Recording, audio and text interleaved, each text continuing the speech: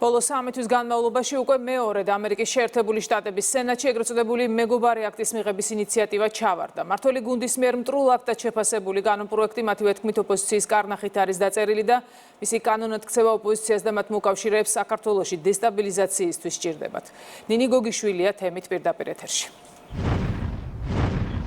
საინფორმაციო ხმაურის შექმნის მორიგი მცდელობა ჩავარდა ასე ფასდება სახელმწიფო პარტიაში სენატის უმრავლესობის ლიდერის მიერ მიღებული გადაწყვეტილება წინარ წაწეულიყო ეგრეთ წოდებული მეგობარი აქტი და თავდაცვის ეროვნული ავტორიზაციის აქტს არ დამატებოდა. მმართველი გუნდისთვის თვალნათელია, რომ ოპოზიცია ახლა არ ნებდება და ყველანაირი მექანიზმით ცდილობს, რომ აქტი ოფიციალურ დოკუმენტად იქცეს, რომლის მთავარი მიზანი და უკვე შეფასებულია ეს აქტი არის მტრული და მიზნად ისახავს საზოგადოებაში მღელვარების ხელოვნურად შემოტანას და ასე ორ ქვეყანას შორის ურთიერთობების დაზიანებას, თუმცა მათივე განმარტებით თვალსაჩინოა ისიც, რომ მათი ეს მცდელობა მორიგ ჯერზე ჩავარდა. ასევე ეს მმართველი გუნდისთვის პოზიტიურ სიგნალად აღიქმება, რადგან იმედოვნებენ, რომ ორ ქვეყანას შორის ურთიერთობები ახალი ადმინისტრაციის პირობებში გაჯასახდება და ახალი ფურცლიდან დაიწყება. მათთვის ისიც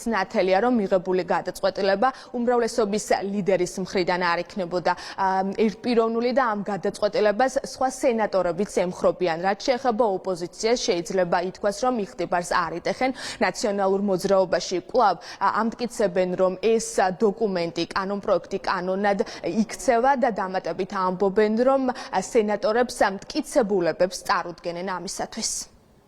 დამატებით რაღაც არგუმენტაციებს ელოდებიან კონკრეტული სენატორები თუ კონგრესმენები. ნაციონალური მოძრაობაც და ყველა პროევროპული პოლიტიკური პარტია დარწმუნებული ვარ, რომ აქტიურად იქნება ჩართული ყველა დოკუმენტის მიღებაში. ეს კანონპროექტი ითხოვს მეტ დროს, რომ უფრო გონივრული, უფრო დაბალანსებული და უფრო სწორი პოზიცია ჩამოაყალიბოს ზოგადად ამერიკამ და ამერიკის სენატმა საქართველოსთან დაკავშირებით. ეს ფაქტია. ჩვენ მოხარულები ვართ, რომ ასეთი საღი აზრი ადამიანები არიან, რომლებიც სწორად აფასებენ სწორედ ამ აქტს, რომ ეს აქტი არ არის ნამდვილად ის მეგობარი აქტი, შეცდომის შემყვანი სახელი, როგორც ქვია მას, არამედ არის აქტი, რომელიც პირიქით მაქსიმალურად ბოჭავს ამერიკის შეერთებულ შტატებს საგარეო ფლანგზე და პოტენციურად არ შეესაბამება ინტერესები, არ არის თანხმედრაში ამერიკასა და სხვა ქვეყანას შორის ინტერესების. ოპოზიციისთვის ეს სასწაულად მნიშვნელოვანია, იქიდან გამომდინარე, რომ ისინი მტკიცებით ფორმაში ატყუებდნენ თავიანთ ამომრჩეველს, რომ ეს აქტი მიღებული იქნებოდა და თან ჟანგბადი უკვე აღარ აქვს, პულსი არ ისინჯება და შესაბამისად ეს რა თქმა უნდა მათთვის იქნებოდა დამატებითი საინფორმაციო ხმაურის ატეხვის მექანიზმი.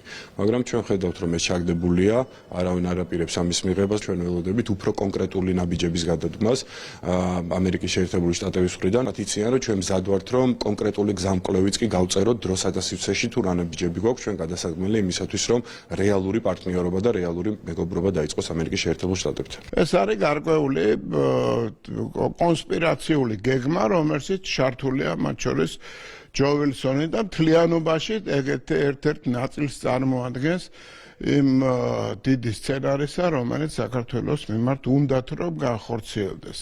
გაუჭირდებათ რასაკვირველია, იმიტომ რომ სიმართლეს არ შეესაბამება არც ერთი მონაკვეთი ამ მეგობარი აქტში, რაც არის ჩვენ წინააღმდეგ ჩამოყალიბებული, იქ ირანთან ურთიერთობა, ჩინეთთან ურთიერთობა, ვინაიდან დღევანდელი მსოფლიო პოლიტიკა კონიუნქტურა აბსოლუტურად სხვა მოთხოვნებს აყენებს. ასე რომ წარმატება არ უწერია.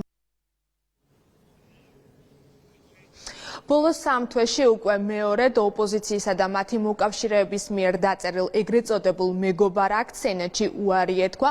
მანამდე კი ჯერ კიდევ სექტემბერში ჰელსინკის კომისიის ფარგლებში ღიად ითქვა, რომ კანონპროექტი კანონად არ იქცეოდა.